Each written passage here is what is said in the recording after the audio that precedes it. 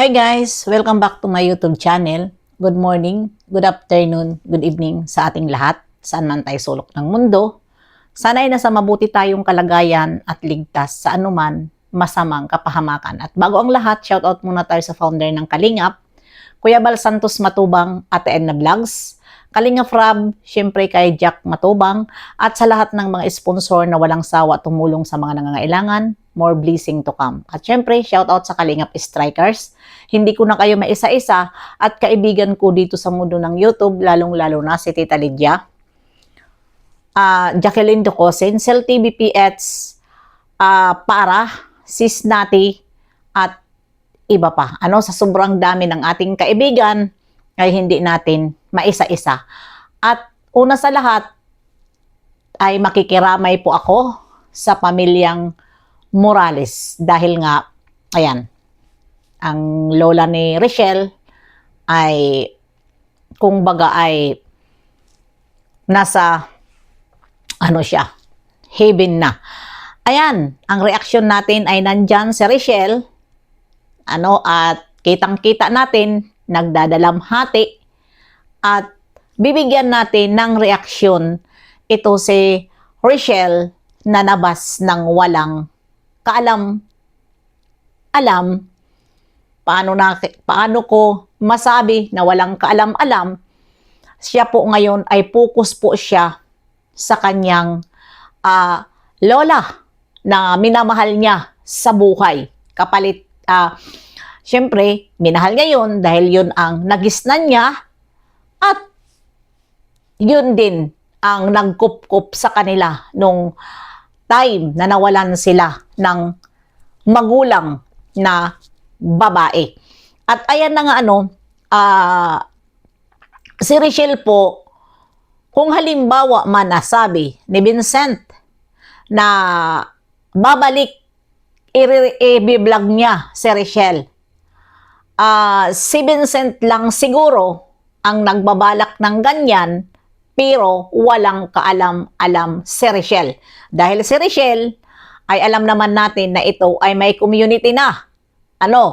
Kung halimbawa man, na-interview siya ni Vincent, hindi naman siguro makakahindi si Richelle dahil nga respeto na lang. Dahil nag-iisip si Richelle na hindi siya makikilala sa Sokmed at ito nagkaroon siya at hanggang ngayon sinuportahan siya ng karamihan ng dahil dito kay Vincent. Kaya kahit umayaw man siya ay pilit na magpapa-interview siya at alam ni Richelle na wala na sila dito sa community ng Kalingap. At ngayon, kailangan ba natin ngayon reaksyonan si Richelle? Na alam naman natin si Richelle ay, ayan na nga, di ba? Nagluluksa ngayon si Richelle at maawa naman tayo. Di ba?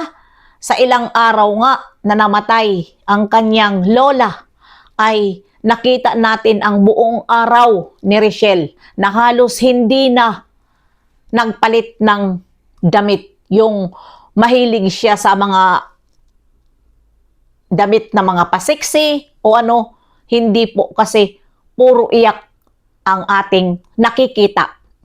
Diba? At ako nga, ini-skip ko nga kapag nakikita ko na umiiyak na siya dahil ayaw ko rin umiyak.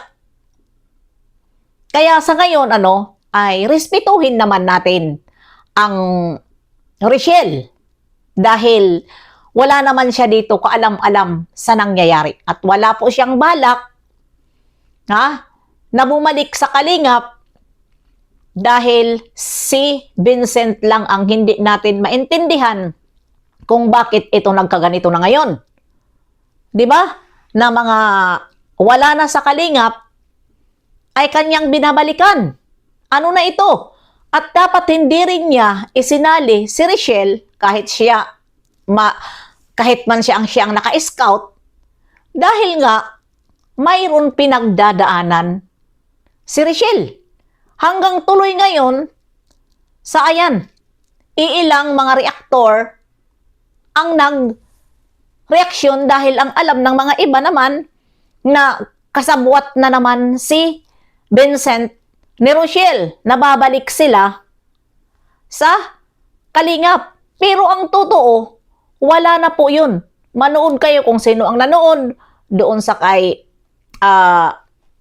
Tito ni Rochelle, si Daddy Donut. Doon po kayo at nagsalita po yun si Donut na hindi babalik si Rochelle. Pwede ba naman respetuhin muna natin sila, ano?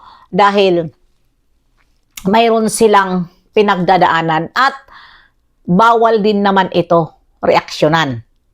'Di ba? At alam natin mga reaktor na bawal reaksyonan sila.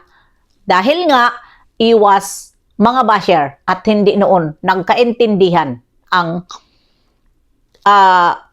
noon pa yon na hindi nagkaintindihan, kaya yun ang ginawa. Kaya ngayon, please lang, respetuhin muna natin dahil andyan pa sila ngayon, nagluluksa. At sila po ay mayroon man sila doon mga problema at alam naman natin labas na tayo doon. Dahil ako nga, nakikita ko, masakit man sa akin, na ayan, maraming basher, si Rochelle, at marami na din dito ang nambabas na mga sponsor. Hindi lang dito sa Kalingap ang maingay. Ang community din nila, yung mga toxic din na tinatawag na mga toxic.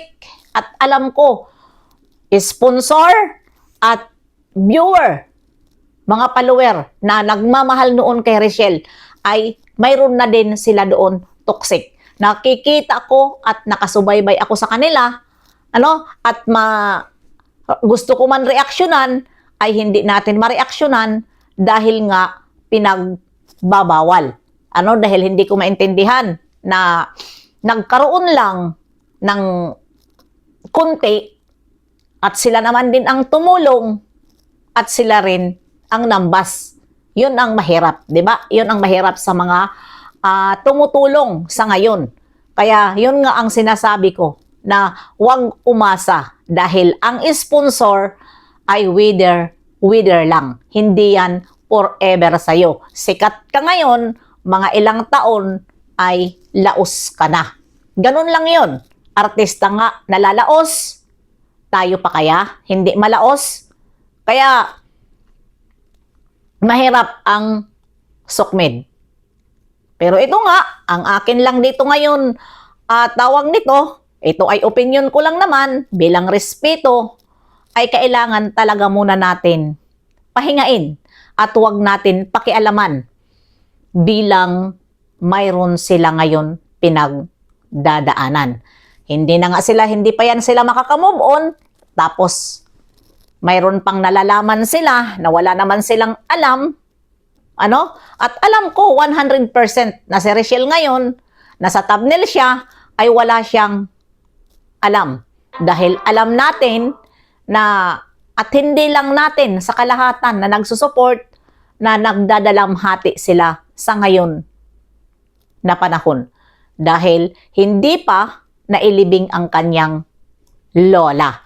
At nakikita natin na panay nga ang iyak nitong si Rochelle. Kaya masakit tingnan. Dahil nga ako, kahit ako masakit. Basta ang masasabi ko na lang, magpakatatag na lang si Rochelle. Dahil ganun talaga ang buhay. Ang buhay natin ay hiram lang, ika nga, habang may panahon, magpakasaya. Dahil kahit nga bata pa, ay kapag kinukuha na ni Lord, ay wala na tayong magagawa.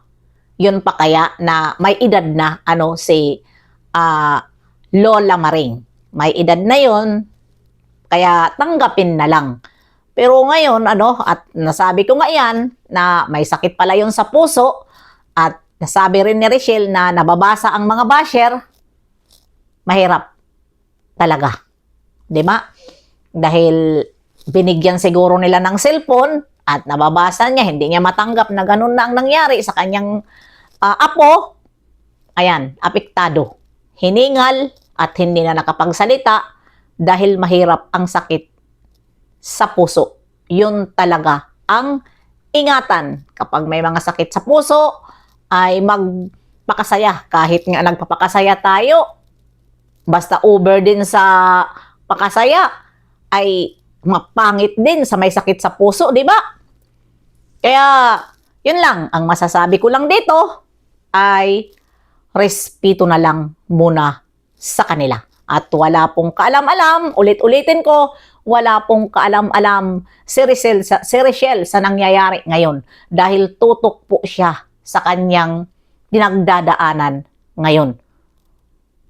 At wag ibas kung halimbawa man dahil wala po siyang alam at wala po rin siyang balak na bumalik sa Kalingap dahil may community na sila. Pero kahit hindi na siya walang balak, ay nandoon pa rin ang respeto niya sa mga matubang. At lagi niya yun, iniisip, hindi niya nakakalimutan kung saan siya nakilala. Yun lang po. Bye-bye! See you next live and upload. God bless sa ating lahat.